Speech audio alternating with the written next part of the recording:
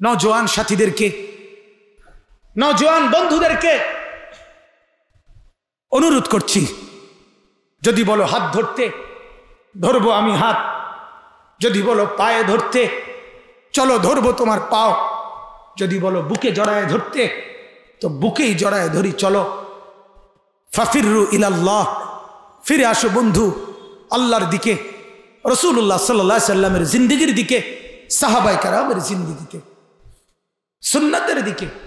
গোটা পৃথিবী অশান্ত, গোটা পৃথিবী, মেরে মোহতারাম স্পষ্ট শোনেন, গোটা পৃথিবী অর্থনৈতিক সংকট, দুর্ভিক্ষ, খাদ্য সহ সমস্ত কিছুর দুর্ভিক্ষের দিকে সারা পৃথিবী খুব দ্রুত গতিতে ধেয়ে আসছে।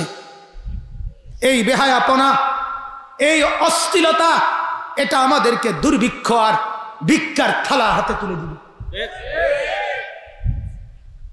এটা দল নিয়ে টানাটানি না, এটা রাজনীতির হিসাব কিতাব আমি বুঝি না, আমি বুঝি গোটা পৃথিবী। আপনারা খবর নেন, সারা পৃথিবীর হালাত বলেন, অর্থনৈতিক সংকট, খাদ্য সংকট কি পরিমাণ, কি পরিমাণ। হ্যাঁ, এজন্য মেরে মুহতারাম, এটা তো স্পষ্ট দাজ্জালের আগমনের প্রেক্ষাপট। রাসূলুল্লাহ সাল্লাল্লাহু আলাইহি ওয়াসাল্লাম ইরশাদ করেছেন 3 বছর দুর্ভিক্ষ থাকবে, তৃতীয় বছর লা তামতুরুস সামাউ ওয়া লা তামবুতুল আরদ, আসমানের বৃষ্টি হবে না, জমিনে ফসল উঠবে না। চূড়ান্ত দুর্ভিক্ষের সময় ফায়াখরুজুদ দাজ্জাল, দাজ্জাল বের হবে। হ্যাঁ, দাজ্জাল বের হবে। আল্লাহ তাআলা আমাকে হেফাজত করেন, আমাদের নওজোয়ান বন্ধুদেরকে হেফাজত করেন। এই যুবকরা যদি ফিরে না আসে, আজকে মোবাইলের উলঙ্গপনা, অশ্লীলতা, বেহায়াপনার উপরে জীবন উৎসর্গ করে দিছে। মদের নেশা এত মারাত্মক না, মোবাইলের আসক্তি বর্তমানে যে পরিমাণ, আমার চোখে দেখ। এই পরশুদিন আমি এক মাহফিল থেকে আসার সময় বৃষ্টির কারণে মাহফিলে আর খানা খাই নাই, চলে আসছি হোটেলে, ঢুকছি খানা খাইতে। এক হোটেলে, বড় হোটেল, 2 নওজোয়ান ছেলে, কি সুন্দর চেহারা, তাগড়া যুবক। বিশ্বাস করেন আমি নিজ চোখে দেখছি, এই 2 চোখে।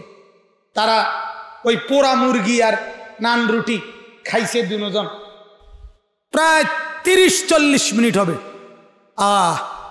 মুসলমানের 2 ছেলে একটা সেকেন্ডের জন্য এই 2 জনের হাতে 2টা বড় মোবাইল, এটার দিকে যে তাকাইয়া রয়েছে আর এই মহিলা ছবি টবি এগুলো দেখতেছে, রুটি আর গোশত আন্দাজ করে কইরা, মানে এই এটার দিকে তো নজর, ওই আইডিয়া করে কইরা রুটি গোশত লইতে আছে। একটা বার রুটিটার গোশতটার দিকে নজর দিছে না। নজর কিসের দিকে? এই জাতি টিকবে কেমনে বলেন? এই সমাজ টিকবে কেমনে? এত বেকার, এত অকর্মণ্য, এত সময় যদি এই বড় মোবাইলের পিছনে ব্যয় করে, তো আখিরাত তো পরে, দুনিয়া উন্নত হবে কেমনে?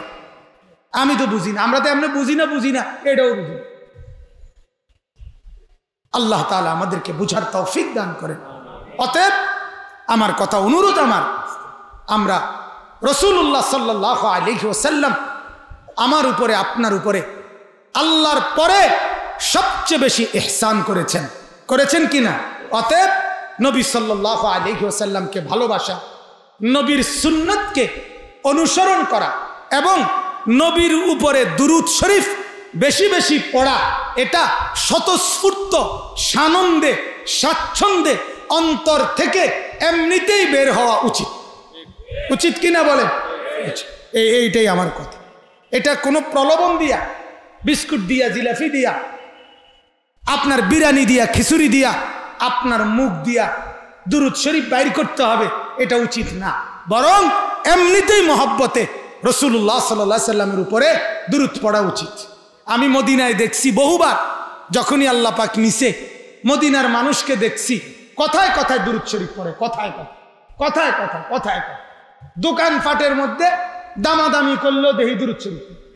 একটু থেকে একটু তর্ক হইলে সাথে সাথে সাল্লি আলা মুহাম্মদ।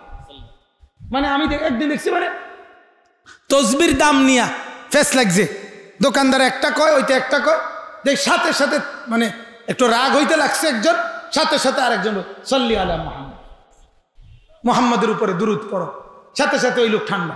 একের মনে হয় যেন আগুনের মধ্যে পানি দিয়ে দিছে, একের বিশ্বাস করেন মানে আগুনের মধ্যে যেন পানি দিয়ে দিছে, নবীর উপরে দুরূদ পড়া শুরু। তো দুরূদ শরীফ তো এভাবে হওয়ার কথা, সকালে দুপুরে বিকালে রাতে সর্বসময়ে আল্লাহ নবীর উপরে দুরূদ আমরা পড়বো ইনশাআল্লাহ। আল্লাহ তাআলা আমাদেরকে তৌফিক দেন।